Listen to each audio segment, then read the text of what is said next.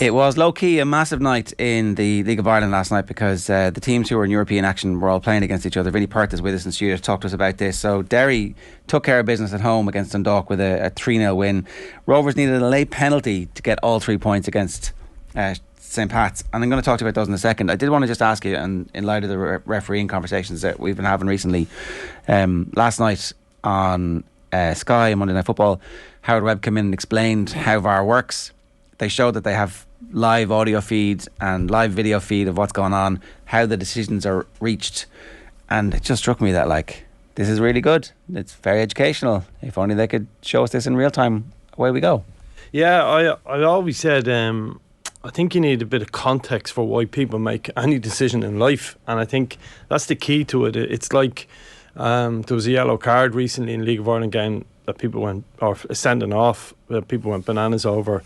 But if a referee had been allowed to say, well, that was his fifth foul, I think it kills the argument very quickly, or fourth foul, or whatever it is. And I didn't see last night's stuff, and I only seen small bits of it here and there, people saying just stuff.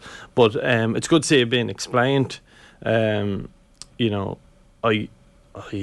cynic in me says, Sky can be quite soft on these people because I think they work together as part of. So there's a lot of decisions you'd like a real, and I know they did go into one where they made a mistake, but there's a lot of decisions. I'm completely on your side with the offside ones. My brain goes to when's the ball being kicked and when did he exactly freeze frame? Because if you're going to go into millimetres of an offside, it has to be on this side. Then millimetres in terms of when the ball left his foot, and he never go into that detail, and so you can't have one and the other. It's like. And I know it's slow the game, and we almost have to really focus on when the ball leaves his foot and then go back to the offside if you're going to draw the lines that minute. So for me, that's a huge question that needs to be asked. I think that will come, I have to say. I think eventually that they'll be like, okay, we know for whatever reason there's daylight, and I think with the improvement in cameras we're going to get there sooner rather than later. But I do think the explaining stuff really helps, and hopefully this is like a new era of it. I mean, miking up all referees will be a good start. Yeah, I think within reason. I think you've also got to remember, and people always reference rugby in terms of the refs mic, and it's brilliant, and I really enjoy that. Just think within reason. I think the certain sports tend you still want to be able to occasionally swear, but I think. You often find referees aren't afraid to swear back as well. No, and there's a way of managing certain situations that I often say to people, particularly being a dub, because I've worked with a lot of people outside of Dublin.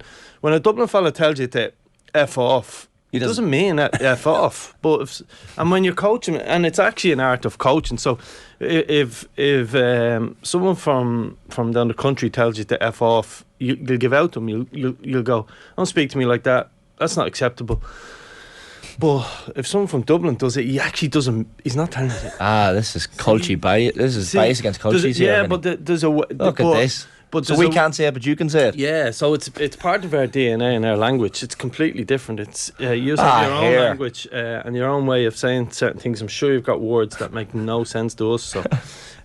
So yeah, you have to let us have. I think the Dublin club should be allowed to say the words. I think the audience would appreciate that, though. We'd all be like, it's okay. One of my teammates at the junior level got a yellow card recently for telling the ref to F off, but he meant it in the way you're talking about, F off, more exasperation than Adam, So there is a little bit there's a grey area there. That's why we need to be careful where we go with it. That's all. All right, okay. I'm just speaking up for the townies today. The Dubs, yeah.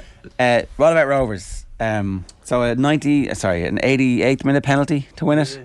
I have to say, and I'd like to think on balance in it. We'll hear today, brilliant game, football, all this stuff, and two teams, 3-2, but it was all of that. And when it's not, I'll say it's not. But last night there was just shy of 7,000 people in the ground on a Monday night, and you've got to remember it's a school night, so which is a huge crowd for any sporting event in Irish, unless it's something big like an international or whatever. But that was a huge crowd. Weather was decent. Stadium played a big part in it. I seen Jonathan Hill at the game. I had a brief chat with him when we were leaving, and it was great to see.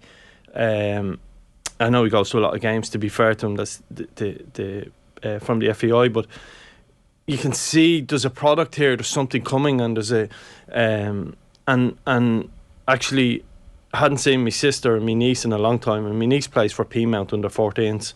Better say, Emma, they won the cup against Bows the weekend, but I seen them walk into the game last night.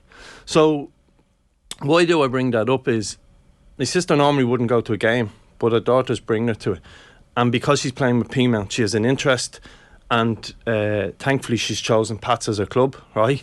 I mean that as a joke, but there's 2 more people statistically going to a game, and it's because of the women's football. It's because of she wants to be the next Katie McCabe or whoever, and there's something bubbling along here nicely, and I just think it's important to reference that. That's just 2 people that I know that happen to see picked out in the crowd amongst thousands going to a game. It does feel like the clubs are aware of this as well, that actually you have a competition, a friendly competition within the clubs to recruit new fans, and they're going about it the right way, as opposed to like being closed to it. Well, it's all done, a lot of it's done through social media, so kids now, and the thing about bringing so many young kids are at games now. What's brilliant about it is they're getting this passion for football, right? So whether they're footballers or not, that's almost irrelevant. Where the game will grow in Ireland is they'll become the next administrators, they'll become the next coaches, they'll become the next referees, they'll become the next whatever.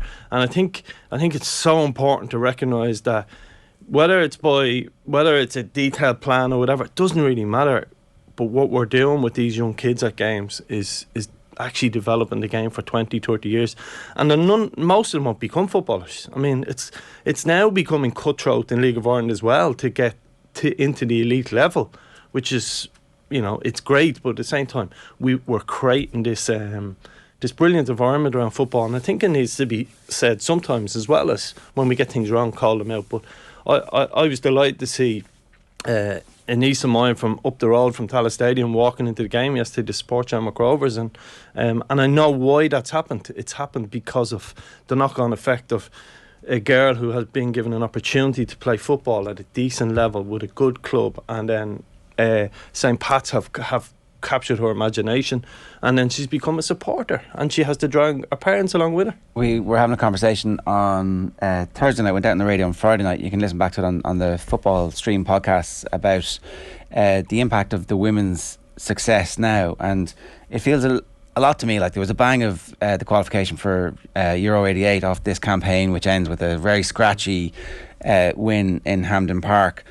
But it felt too that there was big lessons that we could have learned from how the game didn't grow domestically after that success. It feels a good bit better now, looking at the current FAI, about their plans and the people who are in charge of helping to grow the women's game in particular. But as you say, it's a knock-on impact where it's actually a rising tide that lifts all boats. Yeah, and I think I'm not going to be claimed to be an expert. I just don't have time to be in any way an expert in any sort of women's football. I have a passing interest for obvious reasons. So many things interject.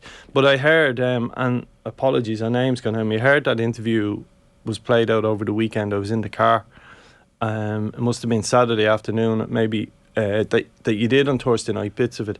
And I apologies, I can't remember the lady's name. It was Linda Gorman, I think, probably is who you're talking about. But go on, I'll tell you exactly. The lady who played all them years Linda ago. Gorman, yeah. Linda Gorman. She was... I found her inspiring woman when she spoke about football. I actually... when some people capture imagination, and apologies to Linda Gorman for not remembering her name, but when someone speaks, you're like, yeah, this is the person I want to hear speak. You can feel what it means to her football. Yeah, it was so genuine and so real, and there was almost like so I go analysing it, almost a little bit like she was pouring her heart out in a really good way to say, almost like you felt sorry for her that she didn't get the opportunity, because she was so genuine about football, forget women's football, about what it takes, and in no way was she bitter towards, and that's the problem in many ways in the men's game. There's a little bit of bitterness around, he said something to me 20 years ago and all this stuff, and it was so it was really refreshing to hear, and I heard it on the radio over the weekend, and it was brilliant, it really was. So the football last night, Rovers these are the games that are, when they look back on, when they're picking the trophy up at the end of the season, it feels like these are the games they're going to be like, yeah, we deserve the trophy because we were able to take everything Pats gave to us and come through. Yeah, it was honestly, it was such a good game last night. It was tactically as well brilliant, right? Great occasion, but tactically brilliant. Pat's done something slightly different, okay?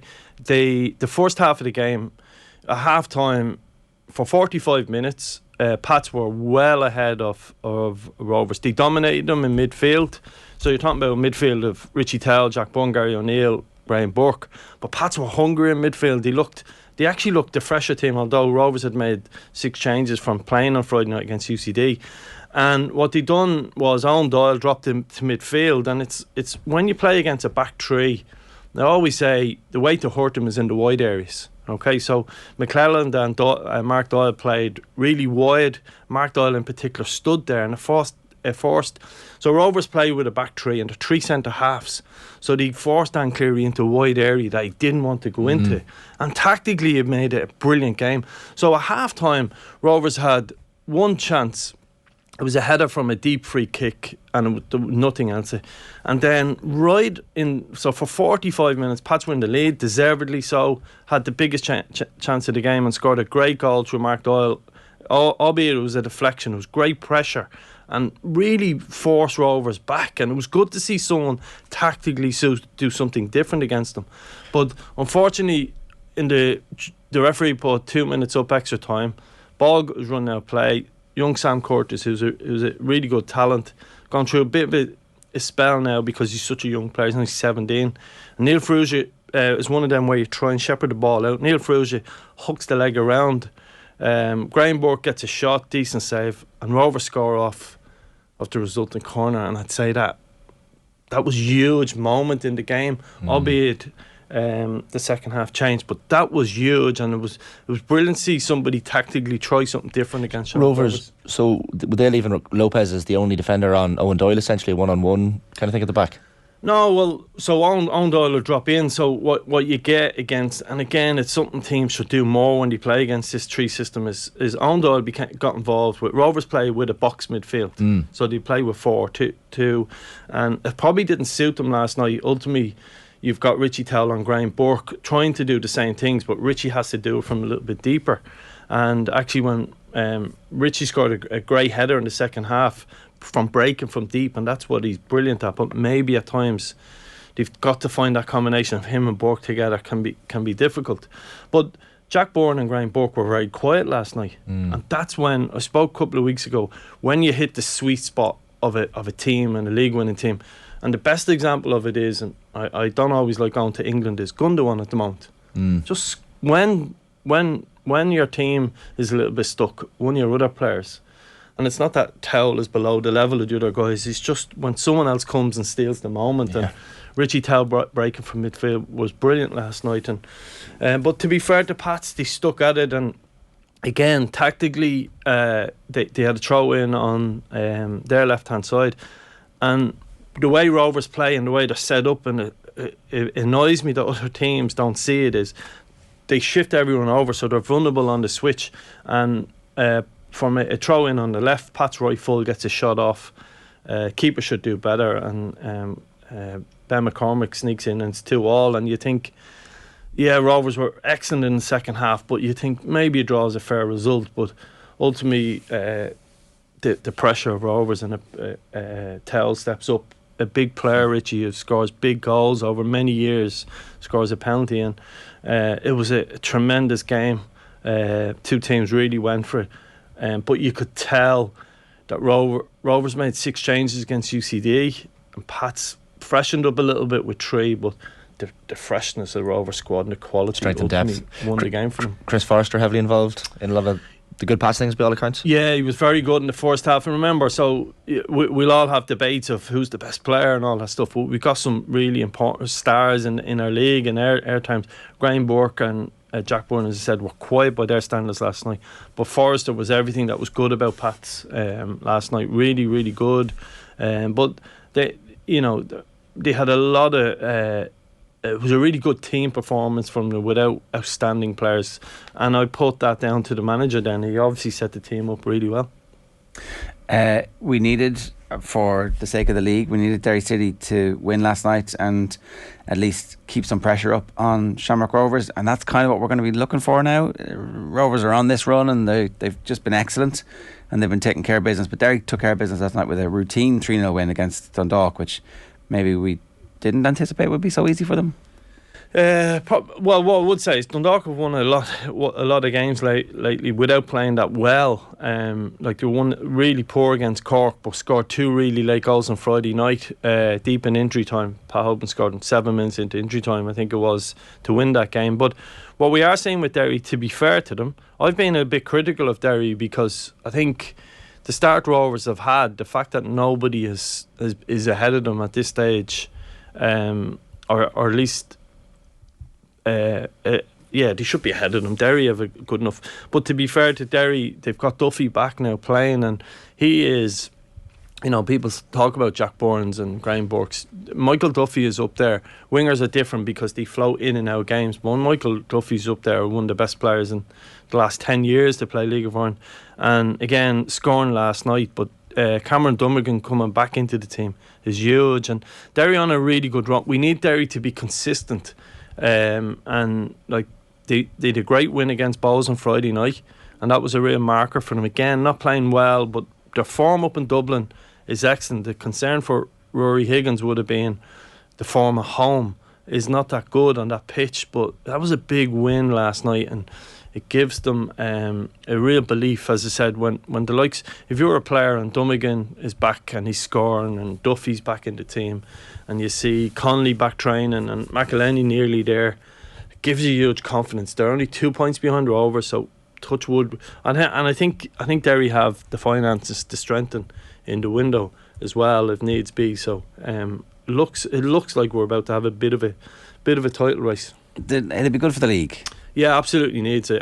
What Rovers aren't blowing teams away in any way, shape or form. They're giving up a lot of chances at times, and you could see like it wouldn't have been a shock if it had been a 2-2 last night. So that's the good thing in many ways. Yeah, it does feel like Rovers haven't quite clicked into their full form yet, that actually they'll get better and better as the season goes on.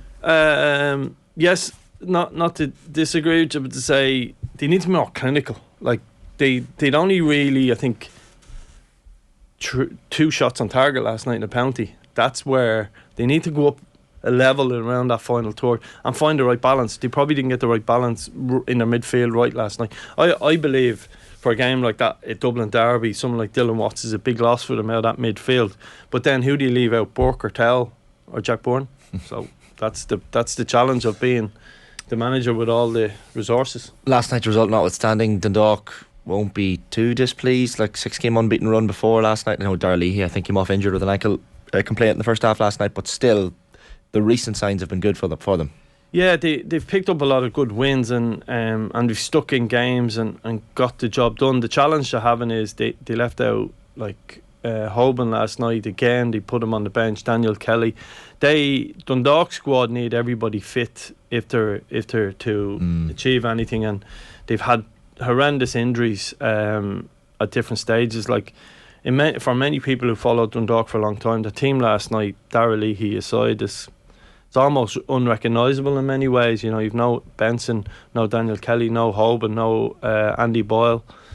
So they need to get them players fit if they're going to mount a challenge for European football, because it's become so competitive now. One of the comments in from Shifty Lad, it was a player I wanted to ask you about. I don't think we've spoken about Mason Melia on the show yet.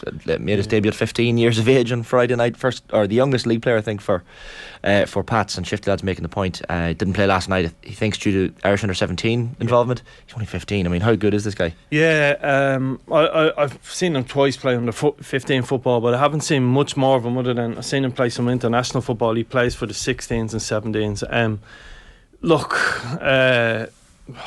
We don't have to hype him up too much, don't worry. Yeah, that's the problem. I mean, look, he looks a real talent. The problem with these guys is you've a catch-21. It's a bit like Sam Curtis last night. If Sam Curtis, before UEFA changed the rules, I think he'd be in a Premiership club now, and he still will probably go to one. Mason Melia could do it, probably going to it, because he might be a level above, and he could probably do it going to a Premiership club. But the rules have changed. But to be fair to St. Pat's, they've been very good at giving young players their chance. He's really exciting centre forward. There's two of them at that club.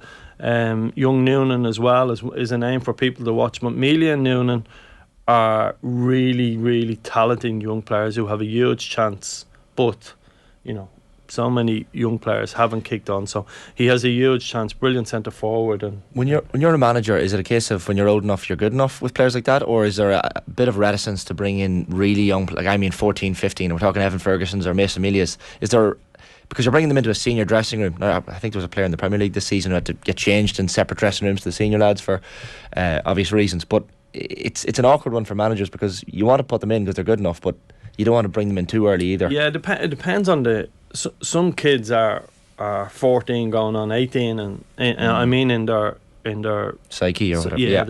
What's the word? Not mental development, but maturity is the word. Sorry, yeah. And then other kids just aren't mature enough. And then there's the physicality side of it. There's that, and then the average age of league winning squads is probably higher than other squads because if you're trying to win a league, you can't throw in a 14-year-old away. You win nothing with kids, is that what you're saying? Yeah. Well, look, you probably don't. Statistically, do you really?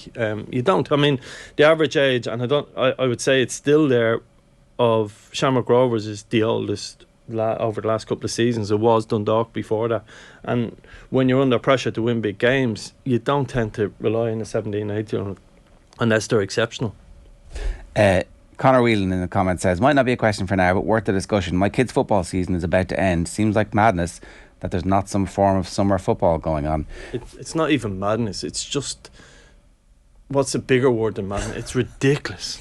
It's ridiculous. I seen something where was it Cherry Orchard, and it was because I grew up as an Orchard lad, and I see certain things.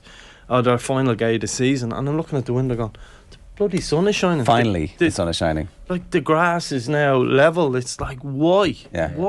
Why? Because people go on holidays and you miss players. Do people go on holidays for 3 months? Oh, so what? Like a kid's missing for 2 weeks. Get on with it. Like, so. It's just. Is that genuinely the reason? No, it's not. It's political. There is a section within schoolboy football, particularly around Dublin, that is not for changing and just not. We should get them on, because I actually don't understand why the football stops now, when, like, we missed a month of football because the weather was bad, and we're going to miss more sustained period of time because there's going to be like more periods of heavy rain, and then the pitches will be unplayable because of drought at some point in the future, and we have no plans for this. Yeah, but even try and coach a kid when it's 2 or 3 degrees on a Monday night and it's pissing rain, and the ball hits them in the face and they're crying. And actually, yeah, and even like, it's just makes no sense. Look, I don't want to be too critical of people who are by and large volunteers putting together a league and all that stuff, but I'm going to be critical and say they're just dinosaurs. I'm sorry, dinosaurs who aren't open enough to improve the game and not letting kids play throughout the summer, or not creating. And then maybe somebody has to take it off them and create a summer league and take it off them, and you'd be surprised the amount of kids and more kids who will play a summer league and just do something about it. Yeah. Okay. Right. Was there anything else that we need to talk about this week? No, I think it's important to mention maybe young Ben McCormick at Drogheda United has come away from the game with some mental health issues. I think it's important to mention it because it's the bravery of a young kid to come out and say that and say it in public, and he's only a young kid trying to come through, so I think that's important to say. And Drogheda have been a really good club from in that sense. So no, sorry, Ben Curtis, I should have said, sorry, but young Ben Curtis, young centre half, was at St. Pat's, and the fact that he's been so open about it for me is really good. It's great to see, and long may that sort of stuff continue, because Drogheda have been really supportive of Ben. And you just wish fellas like that well, particularly in the modern world. It's difficult for young players. That's something Drogheda have led the way, because I know Heading the Game was the charity that obviously named the stadium there, Heading the Game Park for Drogheda. I don't know if it's still the name on it. It's still, but like that's a mental health charity that have done. Dean Arrowsmith, I actually know the lad who's involved in organising Heading the Game, and they've done serious work. So it's no surprise to me that Drogheda would be a great club. And to give their new, I think it's Weaver Park. It's a local businesses now, but they're still heavily associated with Heading the Game Park. So. Look, it's just important that that particularly young footballers, because it is becoming, football is cutthroat in many ways, and people are always. But Ben is part of Ben Court is part of a family of footballers, and very, very difficult for a lad to come out and say that at such a young age. It just shows you how the world is changing. That stuff would have been hidden, and I hope some other players are inspired by it to say, well, if he does it, why don't we all? 100%. Vinny, good stuff. Thanks for joining us.